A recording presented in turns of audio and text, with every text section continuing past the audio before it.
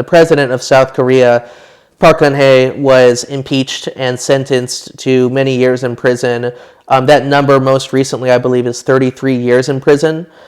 This scandal, it was a scandal that rocked South Korea. It led to the largest protests in the Korean democratic history. The democracy in Korea started in 1987, and these were protests that swept Seoul, that consisted of perhaps 300,000 or more people. They were holding up their smartphones and they were creating, candlelight vigils and that kind of thing. I was actually standing up there at the Seoul Foreign Correspondents Club, which is on this square, looking down at these protests and just thinking about how incredible it was that things can spiral this out of control, that, that Koreans are essentially overthrowing their democratically elected president. And what happened was a massive scandal across numerous institutions, numerous groups in Korean society, one of which happened to be Samsung. Samsung was, at the time, the largest technology conglomerate in the world, comprised about 20% of Korean exports.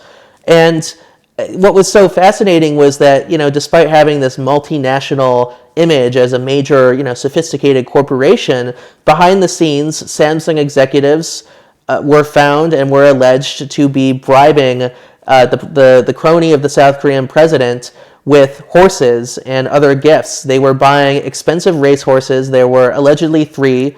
At least one we're sure of, and this horse was named Vitana V. It cost about $800,000, and Samsung executives are meeting with this shady crony of the president, who's just an incredibly complex, strange character, who's the daughter of a charismatic spiritual leader, a cult leader who had managed to befriend Park Geun-hye's, the president's family, when she was young, after her father and mother were assassinated. And it's just like, so essentially, the crony, the ally of the president who was involved in this scandal, was pressuring, using the Blue House, using the president's political power to try to extract bribes or extract payments out of Samsung in exchange, and it gets really complicated, really rabbit hole stuff, in exchange for the support for a very troubled and terrible merger between two Samsung companies, between Samsung's construction arm and Cheil, which runs a theme park, with the goal of basically getting the heir Jay Lee into power as the next chairman of Samsung. His father was ailing, his father was in ill health, had a heart attack in May 2014, and had not been seen in public since. He had simply disappeared from the public eye. Nobody had heard from him.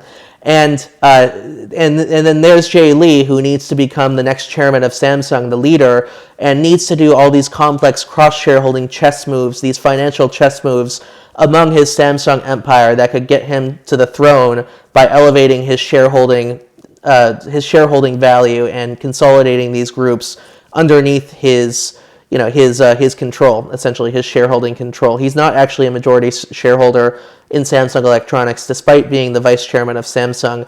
And so this extremely complex scheme was put into place, in which Samsung executives were giving bribes to the president's crony in exchange for this merger going through, with the pressure of the National Pension Service, which is a major shareholder in Samsung, which lost about $500 million, had lost lots of money. This is the retirement savings of the Korean people. And this was the scandal, just the incredibly complicated scandal that brought down the South Korean president, and for a while brought down Samsung. Its heir Jay Lee had spent a year in prison before being let off with the conviction upheld. So what's being done today? So I just went into this long-winded story, and you asked what's being done today. So because of this incident, because of this massive, massive scandal that rippled across Korean society, now the government has been promising reform, and the government has been promising that this system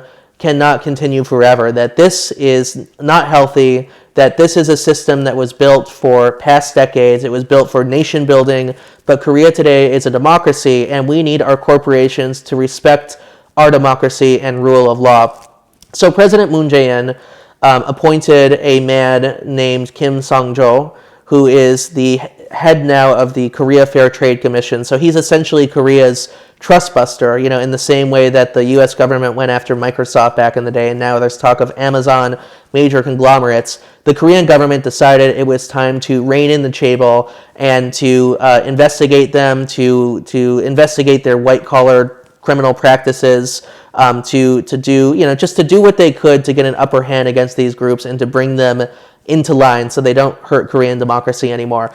But, I could go on and on about some of the ridiculous cases that have come from this. Yes, the government has been making progress. Not all that progress has been firm because, as we've seen from these criminal cases, the chaebol groups are still engaged in illegal activity. They've been criminally charged, many of their executives.